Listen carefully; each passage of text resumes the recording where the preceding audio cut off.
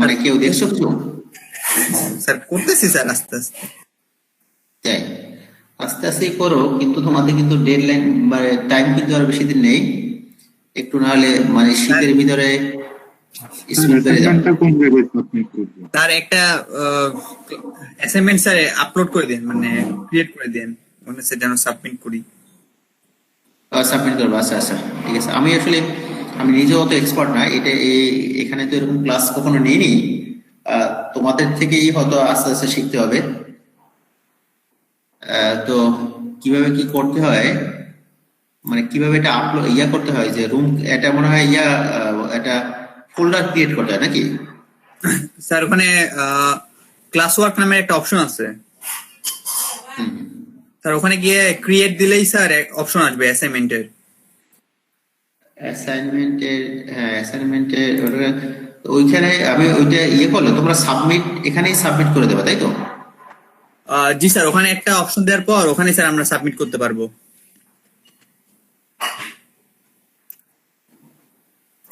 মানে এখানে ক্রিয়েট করে দিলে তোমরা এখানে সাবমিট করবে। আচ্ছা দেখি, দাঁড়াও, আমি এটা আর একটু শিখতে হবে। ওখানে স্যার আবার ডিউ টাইম টাইম ওগুলো স্যার সব দেওয়া যাবে ওখানে। ওখানে আচ্ছা ওখানে বলা যায় তাই তো? আচ্ছা ডিউ ডেট, হ্যাঁ রাইট, ডিউ ডেট, টপিক, রাব্রিকটা। আচ্ছা রাব্রিক পরে, এটা মাত্র শুরু তো, পরে দেবো রাব্রিকটা। ঠিক আছে, দেখবো না ওটা কি করা যায়। আর আরেকটা যেটা তোমাদেরকে বলতে চাইছিলাম, যে আমি তোমাদের 20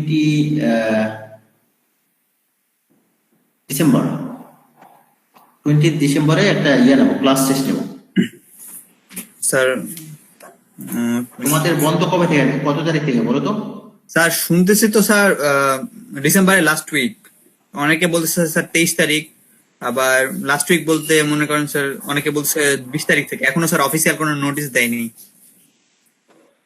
আচ্ছা, তো যদি তোমার 20 তারিখ থেকে ছুটি হয় তাহলে তো আর কিছু করার নেই। আর যদি 20 তারিখ থেকে ছুটি না হয় তাহলে 20 তারিখে একটা ক্লাস টেস্ট নেবো। Okay sir.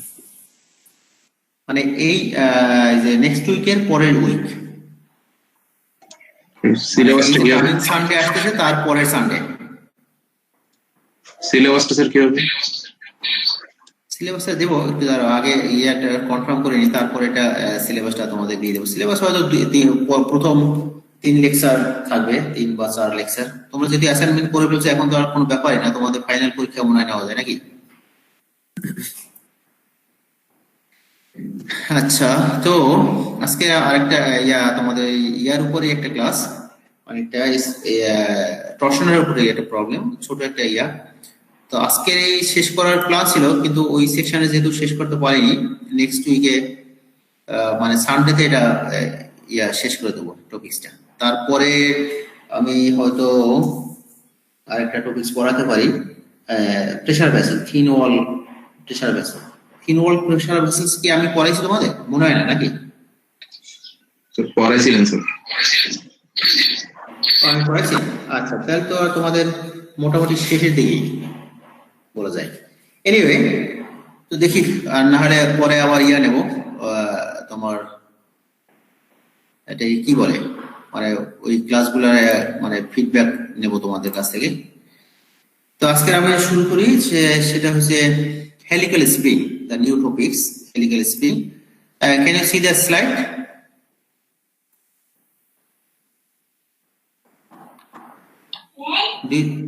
Is Yes, it sir. visible? Okay, thank you. Okay, so helical spring is nothing but a simple spring. Okay, simple spring.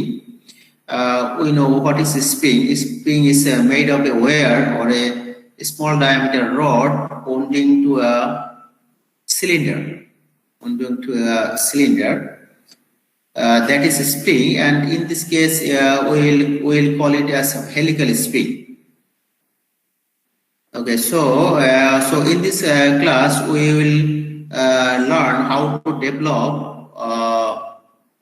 develop different formulas to calculate the stresses developed in the spring due to the applied force.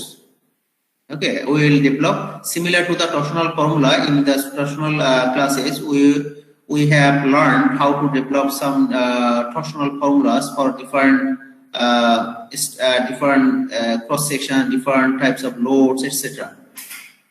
Okay, so in this class we will learn how to develop some formulas to calculate the stresses developed in the spring due to the applied force. Generally, we know the spring will be subjected to axial force, only the axial force. The spring will not be subjected to shear force or bending moment. Generally, most of the time, spring will be subjected to applied axial force. That means the applied force will be acting along the axis of the spring. Along the axis of the spring, that will be the only the applied force to any spring. Okay. So to develop or to drive the equation, so again we will consider some assumptions. We will consider some assumptions. In any structural courses, always we will assume some assumption. Okay, or we will consider some assumption. So in this case, again we will consider some assumption. So what will be the assumption? So first assumption will be the helix angle. Okay, so first of all, what is helix angle? What is helix? Helix means, so it is a spring, and if you draw a straight line, along this, if we draw a straight line along the midpoint of the spring, that is known as helix. If we draw in larger scale, it will be similar to this one. This is the straight line. So this line is known as helix. Okay, and the inclination of this line with the horizontal is known as helix angle. Okay, this is the helix angle. And assumption will be the helix angle is small. It's not only small, we can say it is very small.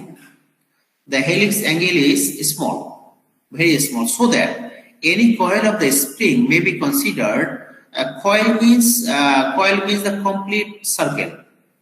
One complete circle, that is one coil.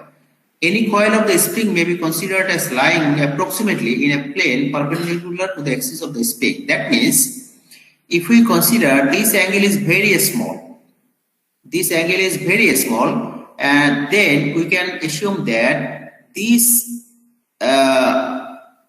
helix will lie approximately on this line. Okay, approximately on this line. If this angle is very small,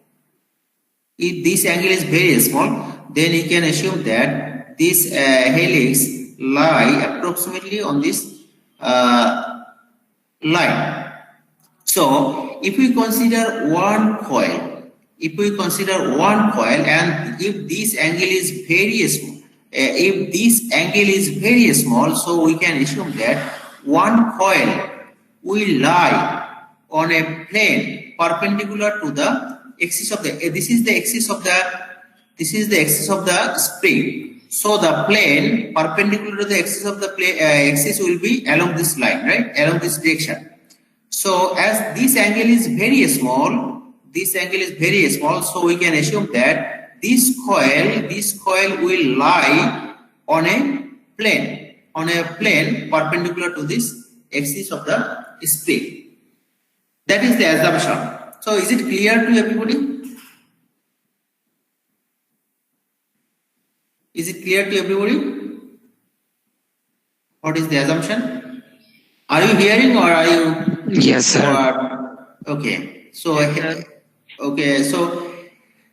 this is the assumption. So try to understand it. If you do not understand it, you can ask me later. So helix angle means, say if it is a coil, and as this angle is very small, that means inclination of this arm is very small with the horizontal. So we can assume this coil will lie on a plane perpendicular to this axis of spring. That means if we draw a plane along this direction, then this coil will lie on that plane. Okay. And again, to derive the expressions, we will consider we will use different designation to indicate some terms. Say, so first of all, we will use D to indicate the diameter of the wire. This is a wire. It is a wire. The total structure is spring, and this spring is made of a wire. It is the wire. And the diameter of this wire will be indicated by small d. Small d, that means the diameter of the wire. And R is the mean radius of the helix. Mean radius of the helix. That, or you can say mean radius of the coil. That means if we according to this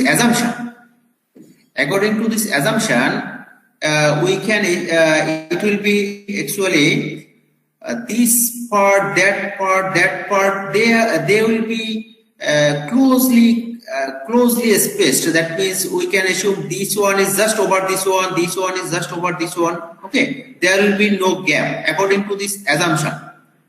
Theoretically, practically there will be definitely some gap, but according to this assumption, there will be no gap theoretically. Okay, no gap theoretically. So if we look at the spring over the top, then we will see there will be two circles. There will be two circles. One circle will be located inner and another circle will be located outer. Okay, there will be two circles. One circle will be located inner, small circle, and bigger circle will be located outer. Okay, so you will get two radius. As there will be two circles, there will be two radius. Okay, two radius, and those two circles will be located concentrically. Concentrically, that means center of two circle will be 1 point. Center of two circles will be 1 point. So there will be two circles, and so there will be two radius. And if we calculate the mean or average radius of those two circles, that is designated by R. It is the mean radius of the circle. Mean radius of the circle, and P is the applied force, and capital A is the cross-sectional area of the wire.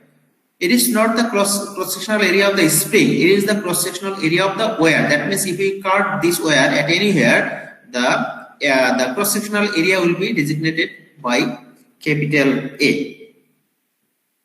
Okay, so to calculate the stresses developed in the spring due to the applied force, to calculate it, so for any structure, for any type of structure, to calculate the stresses developed at any section due to the applied force, so first of all, we will cut the structure at that section, at that location. Okay, we will cut the structure at that location, and after cutting the structure, we will get two. That structure will be divided into two parts. The structure will be divided into two parts, either left or right, or either up and down. So, to calculate the stresses at that location, we will consider any one part, either left part or either right part, either top part or either down part. Then we will determine the resisting forces on that section. Resisting forces on that section. Then we will calculate the stresses considering those resisting forces. Okay. So similarly, for this helical spring, to calculate the stress, we will calculate the resisting force at any section due to the applied force. Okay, so to calculate the resisting force, say we have to calculate the stresses at this location in the spring. Okay, so first of all, what will you do? We will cut the spring at this location, and if we cut the spring at here, then the total spring will be divided into two parts. One will be upper part, another will be down part, bottom part, upper part and bottom part. Then to calculate the stresses at here, we will consider either upper part or either down part or bottom part. Okay, so we can consider the upper part for this case. This is the upper part. Okay, so to determine the resistance or resisting forces in this section, this is the section. To calculate the resisting forces on this section, we will apply the equilibrium conditions. We will apply the equilibrium conditions. So what are the equilibrium conditions? Summation of fx equals to 0, summation of fy will be 0, and moment about any point will be 0. That is the equilibrium. Those are the equilibrium conditions. Okay. So first of all, we will calculate. We will determine the resisting forces on this section by applying the equilibrium conditions. Okay. Then when we will get the resisting forces on this section, then we will calculate the stresses developed in this section due to those resisting forces. Okay, due to this resisting forces. So in this case, if we want to calculate or if we want to determine the resisting forces, we will apply summation of fx, summation of fy, and moment about any point. Okay, and one thing, the spring is subjected to axial force P. This is the applied force. This is the applied force, and this is the vertical direction, or you can say it is y direction. And this section, when we will cut the spring at here, then we will get a cross section here. We will get a cross section here. So what will be the direction of this cross section? What will be the direction of this cross section? It will be along vertical direction, right? The direction of this cross section, will be along vertical direction. That means this cross section is parallel to y-axis. This cross section is parallel to y-axis. Okay. Then this is nothing but it is the exaggerated section of this cross section. Because this, exaggerated means larger scale. This one is in a small scale. So if we draw this cross section in larger scale, it will be similar to this one. It will be a circle, simply a circle. Okay, and now if we apply the summation of Fy or the summation of force along vertical direction, then the applied force is P upward. So the resisting forces will be P also. Okay, because to maintain the equilibrium, summation of Fy will be 0. So as applied force is P, so resisting force will be P. Okay, and this one is upward, that one will be downward to counterbalance each other. Otherwise, the summation of Fy will not be 0. As it is upward, this one will be downward. Okay, so this is the force. This is the resisting force on this section. And now tell me, this resisting force, it is PR. PR is a resisting force, and the numerical value of this resisting force is equal to applied force. And tell me what kind of force is this one? What kind of force? What kind of force means we know the force will be axial force or shear force or bending moment. Axial force, shear force, and bending moment. We know three types of forces: axial force, shear force, and bending moment or torsional force. Okay. So for this section, what kind of force will be this one? Apply resisting force PR. Will it be shear force or will it will be normal force? Shear force. Can anybody tell it? What kind of force will it be? Shear force, right? So this one will be shear force because this force is acting along this plane. Normal force means what? Normal force will be acting perpendicular to the plane. Okay, the direction of the applied direction of the force will be perpendicular, will be along the perpendicular direction of the plane. That is normal force.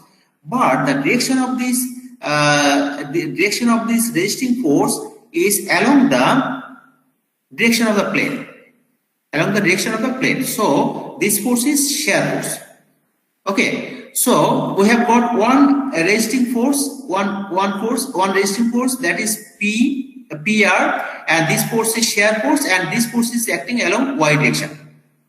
Okay, now apply summation of Fx. Summation of Fx, that means the summation of force along horizontal direction. And as there is no applied force along horizontal direction, so there will be no resisting force along horizontal direction.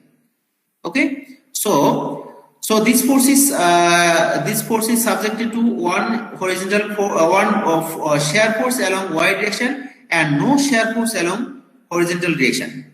Okay, and now come to another point. This part of the spring is subjected to one force along one vertical force along upward direction and another another shear force along downward direction.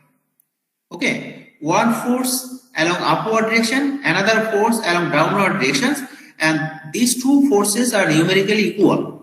This one is P, that one is also P, and this one is upward, that one is downward, and the direction or line of action of this force and of this force are parallel.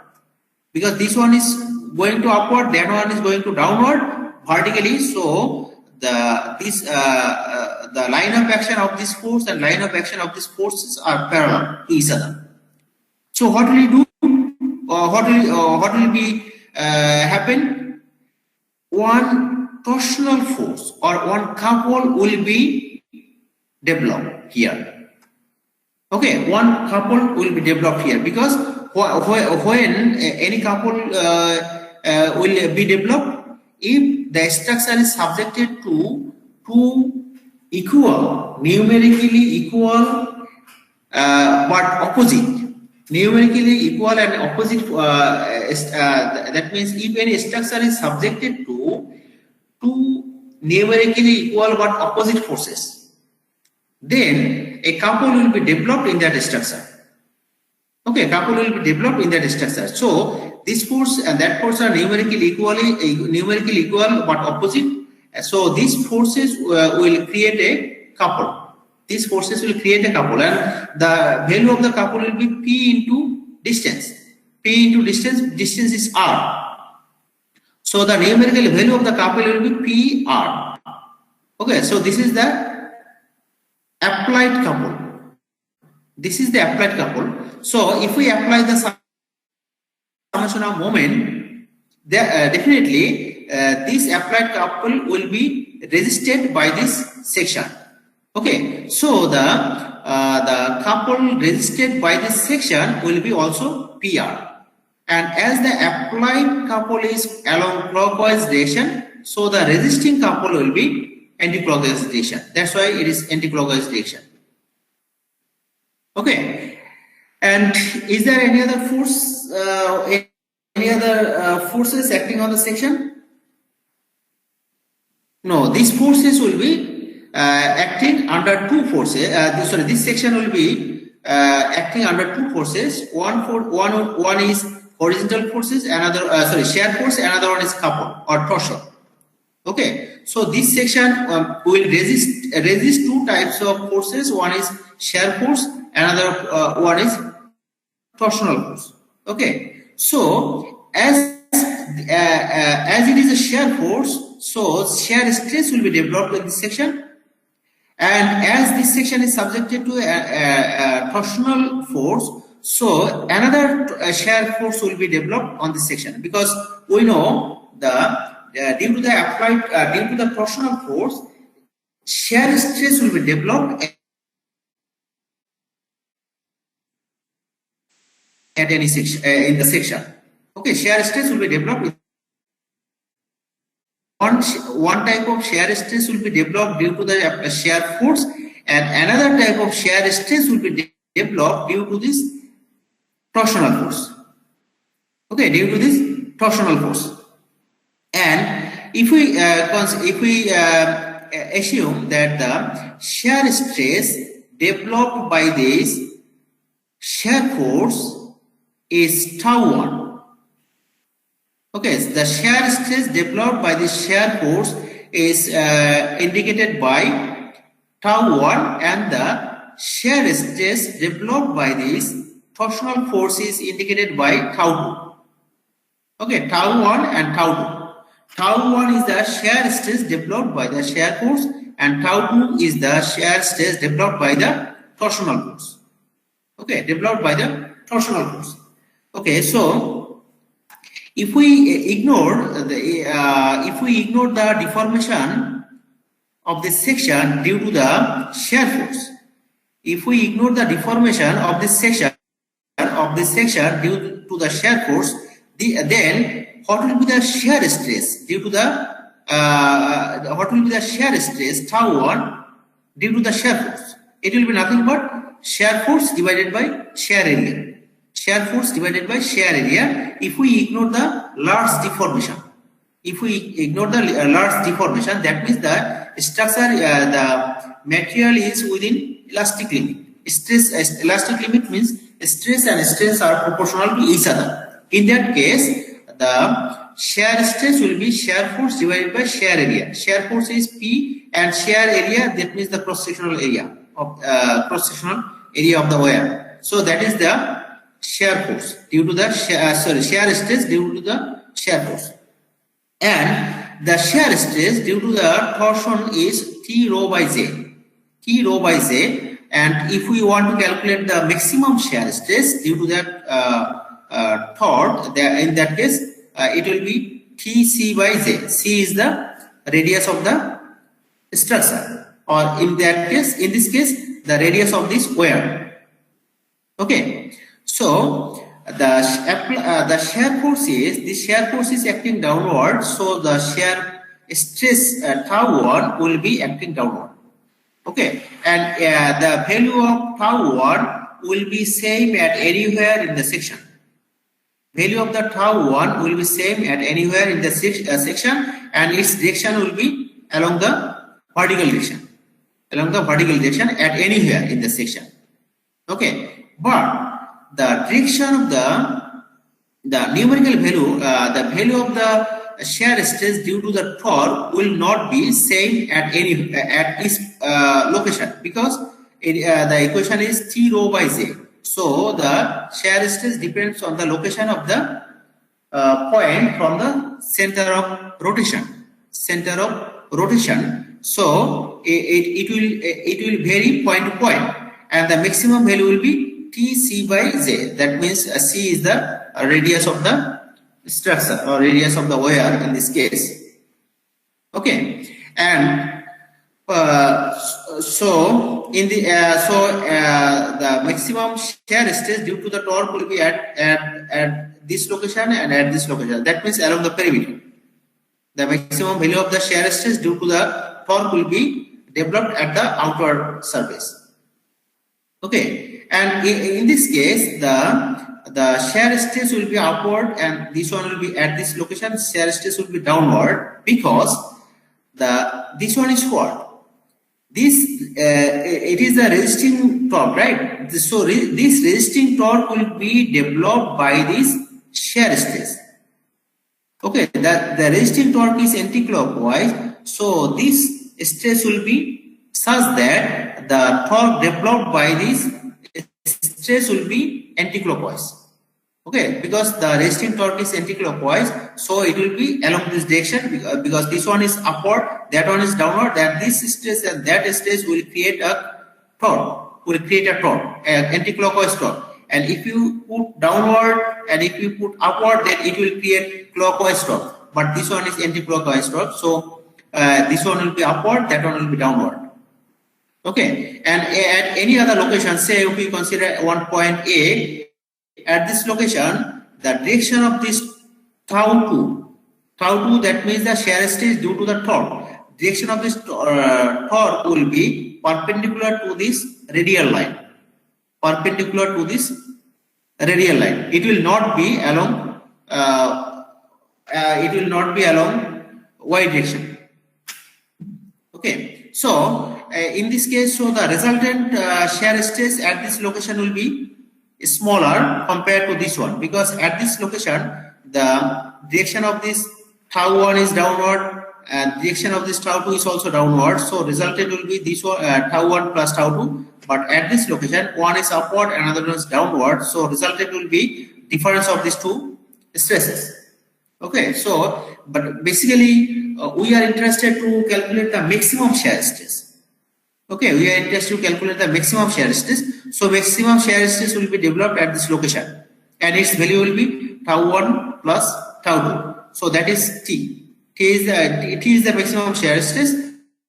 So here A is the cross-sectional area, which is pi d square by 4. So and J is the polar moment of inertia, that is pi d to the power 4 by 34. So if you substitute all of this expression in this equation, then the equation of maximum shear stress will come to this form. This is the final form of maximum shear stress developed by the developed in the spring due to the applied force. Okay, so this equation will incur, or this equation incurs an error. That means this equation involves an error. What type of error? In the torsional problem, we considered for any torsional problem we considered straight bar. We considered the straight bar. That means the structures were straight. Either it is vertical along vertical direction or horizontal direction, but the structures were straight. There was no curvature in the structure. But in this case, this part, any part of the spring is not straight. Okay, it is curved. So this equation, this is the torsional formula, and this equation is applicable for straight bar. But in this case, the spring in spring, it is not a straight bar. So if we apply this equation, it will give some wrong answer, incorrect stress.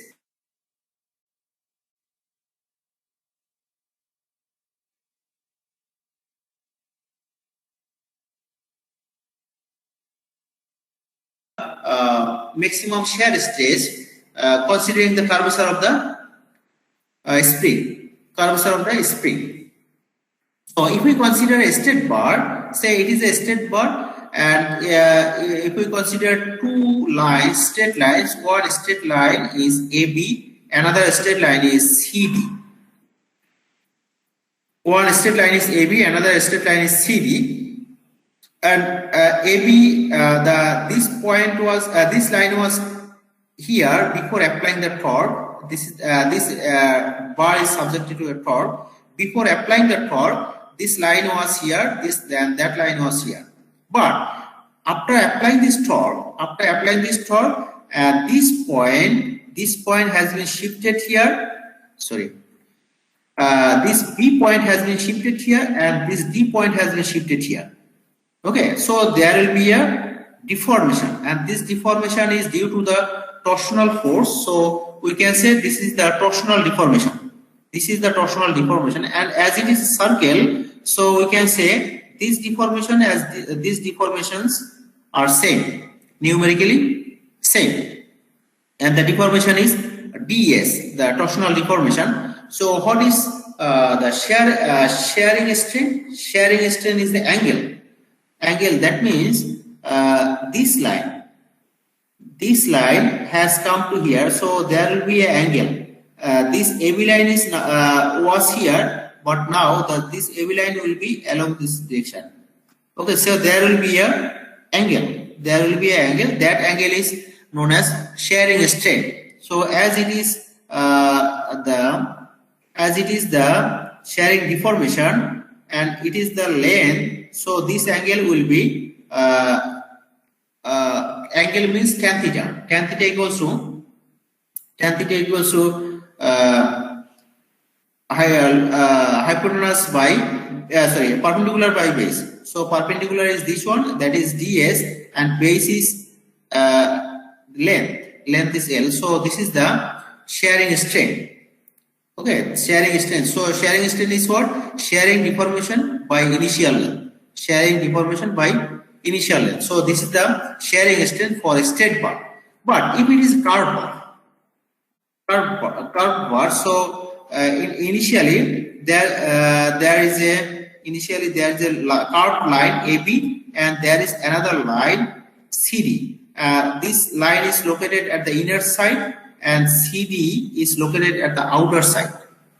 Okay, and if this structure is subjected to a torsional force, definitely this point has been shifted here and that point has been shifted here. So there will be torsional deformations, that is ds.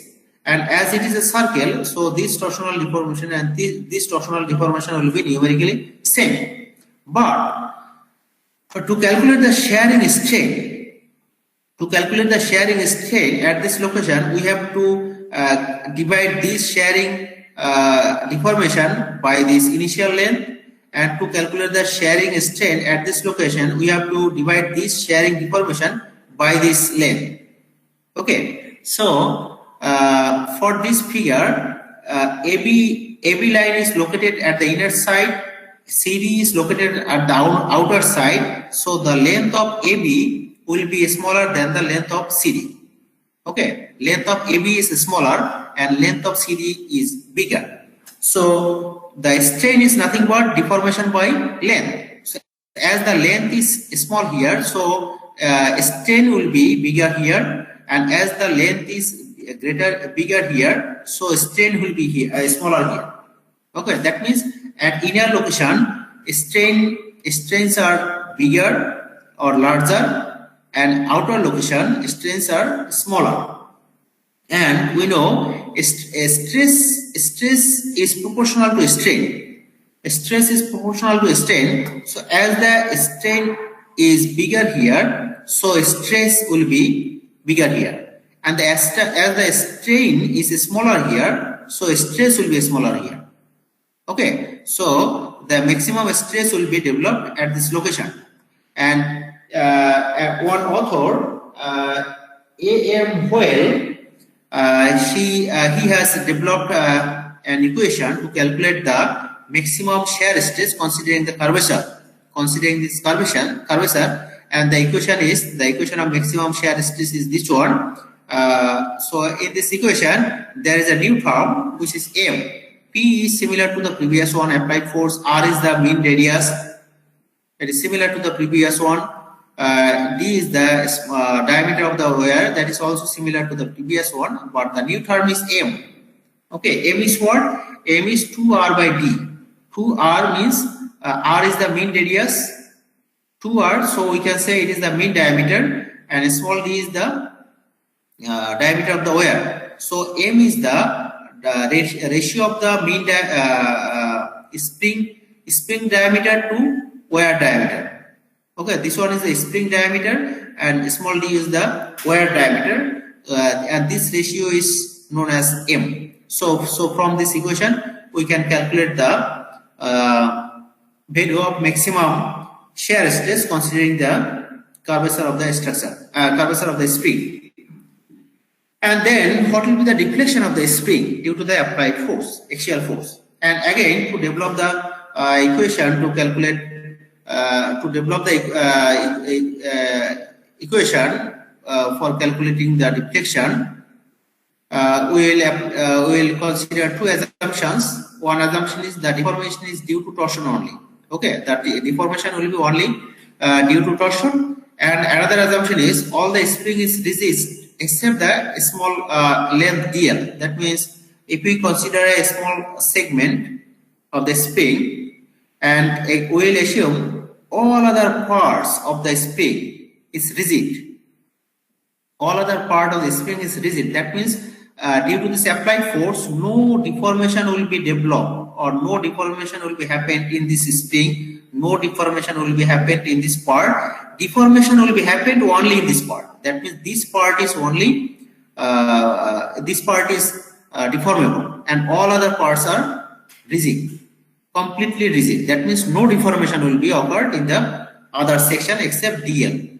DL is the length of this small segment. Okay, and due to the applied force, P, and as this part is deformable, so this point A, end, this is the end of this spring. This end will not be here. It will go to here due to the applied force. It will go to here because this part is deformable. So this A point will be shifted here, D point at D. So when this A will be shifted D, then there will be a vertical deformation. There will be a vertical deformation or deflection that is designated by D delta. D delta, and this AB line has been shifted to here BD by an angle D theta. This angle is very small, D theta, and as this angle is theta, so we can assume that this AD line is perpendicular to this AB line. AD line is perpendicular to the AD line. So we can say tan theta. Tan theta, that means tan D theta. Tan D theta will be perpendicular by base. Perpendicular is AD and base is AB. So AD will be AB times tan D theta. And as the angle D theta is very small, so we can say D theta, tan theta equals to D theta. Okay, so AD will be AB times D theta. Okay, AB times D theta. Okay, so there are two similar triangles. One triangle is this one. This one is a perpendicular triangle, and there is another triangle, this one, small triangle. ADE, one small triangle, and another big triangle is ABC. And these two triangles are similar triangle. Okay, these two triangles are similar triangle. You will try to understand how these two triangles have become similar. Okay, not equal, similar triangle. So you will see that this angle, and that angle are same. This angle of this big triangle and this angle of this small triangle will be same, equal. And this one is 90 degree. And that one is also 90 degree. Okay, so this angle and that one is same. So in a similar triangle, we can apply this this rule. That means in similar triangle, the ratio of the sides opposite to the equal angle are same.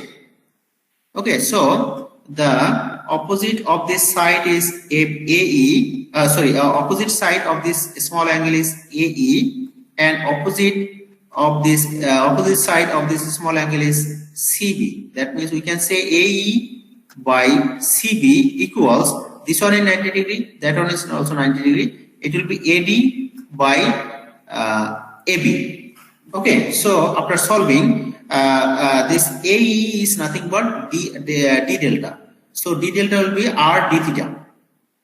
R D theta, and D theta is the angle of rotation due to the torque. Angle of rotation due to the torque, and we know the angle of rotation due to the torque is TL by JZ. So if we so in this case it will be D theta will be TDL.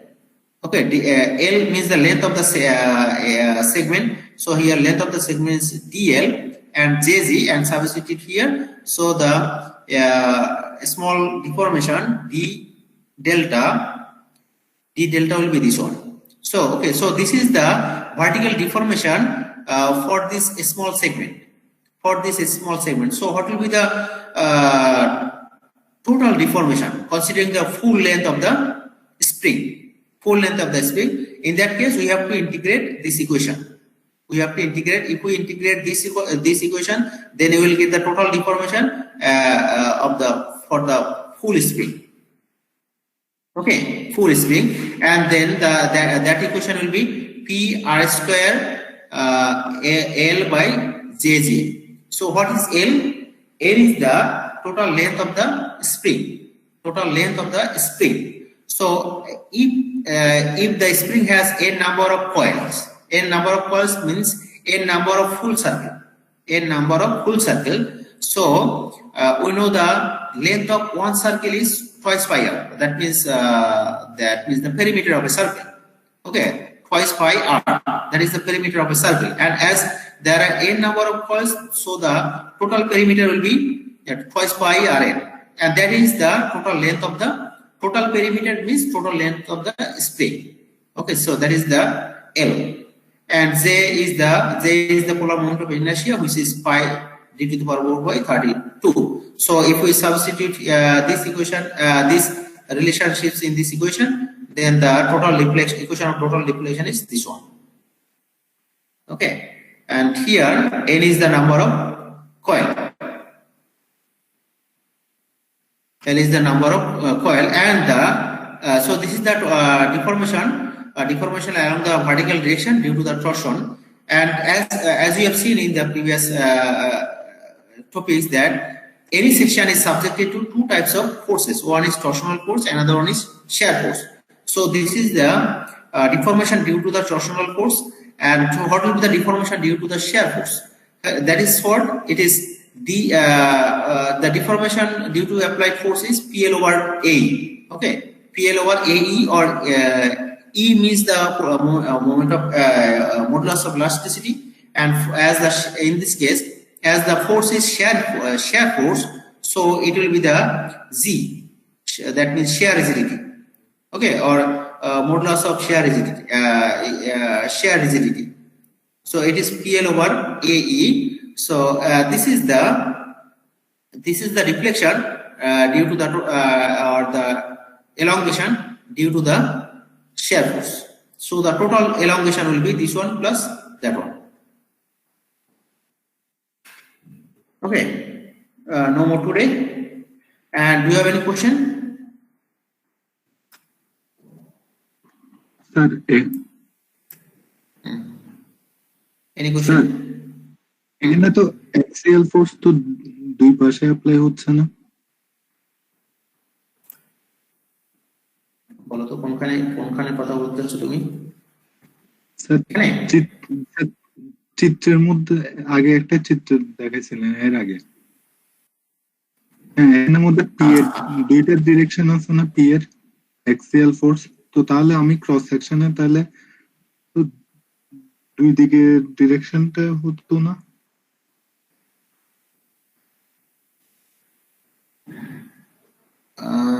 তুমি দুই দিকের direction বলতে কি মিন করছো আমি বুঝতে পারছি না। এক্সিয়াল ফোর্স যেটা পি অ্যাপ্লাই করতেছি, হ্যাঁ, ওটা তো মানে অনেকটা টেনশনের মতো কাজ করতেছে না স্প্রিংটার উপরে। হ্যাঁ, টেনশনের মতো, মানে ওয়াই অ্যাক্সিস বরাবর কাজ করতেছে। তো তাহলে টেনশনের মতো কাজ করবে না। এটা তুমি দেখো, এটা কাজ করতেছে ওয়াই এই বরাবর, তাই না?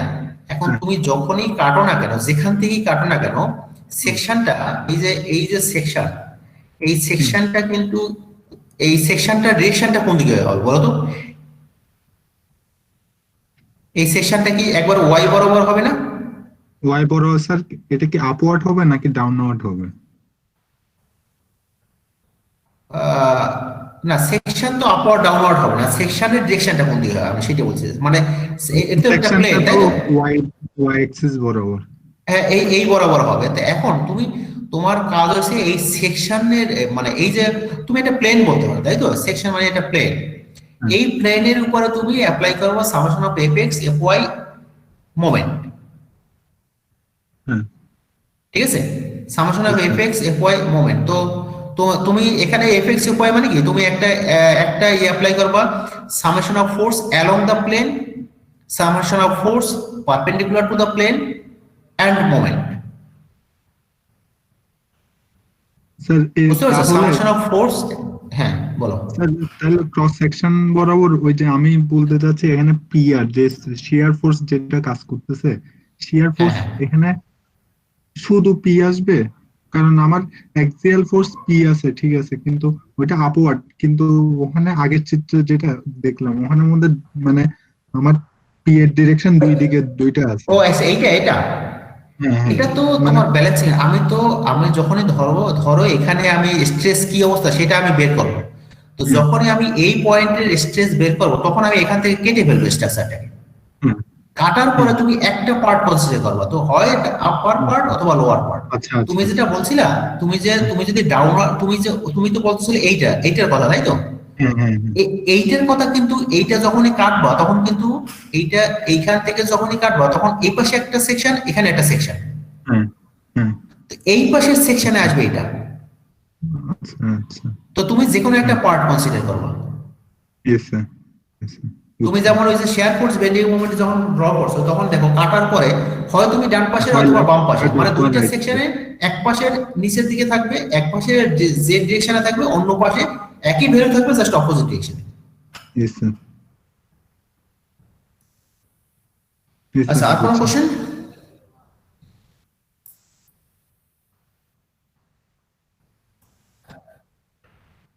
এটা তোমাদের যদি ইনফরমেশন থাকে, দেওয়া থাকে, যে যাতে করে যদি এইটা যদি ক্যালকুলেট করার এমটা ক্যালকুলেট করার যদি ইনফরমেশন থাকে তাহলে এইটা করাই বেটার।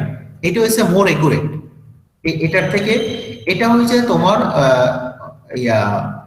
অ্যাপ্রক্সিমেট ভ্যালু, আর এইটা এর পরেরটা যেটা দেবে এইটা হচ্ছে মোর একুরেট। তো তোমরা এইটাই করার চেষ্টা করো কার্ভেচারটা কনসিডার করে। স্যার আর যদি একবার স্পেসিফিক বলা না থাকে তাহলে তোমরা যে কোনোটা দিয়ে করতে পারো, সমস্যা নেই। স্যার স্টিমের ডিফ্লেকশনটা বাইর করার সময় শুধু টরশনটা কেন নিচ্ছি আমরা, শিয়ারটা কেন নিচ্ছি না? হ্যাঁ, শেয়ারটা যদি পরে নিয়েছি, আমি তো ডিফ্লেকশনটা বের করার সময় দুইটা ফোর্স কাজ করে তো দেখলাম, একটা হচ্ছে শেয়ার ফোর্স আর একটা টর্শন। হ্যাঁ তো দুইটা তো সাইমালটেনিয়াসলি বের করা যাবে না, এক একটার জন্য আলাদা আলাদা করে তারপরে সুপার ইম্পোজ করো, আচ্ছা কারণ দুইটা একসাথে তো কনসিডার করতে ঝামেলা হয়ে যাবে। তো আমি প্রথমে দেখবো যে যেহেতু টর্শন আছে, টর্শন ফোর্স এবং শেয়ার ফোর্স, তো টর্শনের জন্য কতটুকু ডিফ্লেকশন হয়, শেয়ার ফোর্সের জন্য কতটুকু ডিফ্লেকশন হয়, so total will be the sum of those two deflections. সেই জন্যই আমি প্রথমে টর্শনের জন্য বের করছি। টর্শনের জন্য এটা, টর্শনের জন্য এই ডিফ্লেকশনটা উপরেরটা,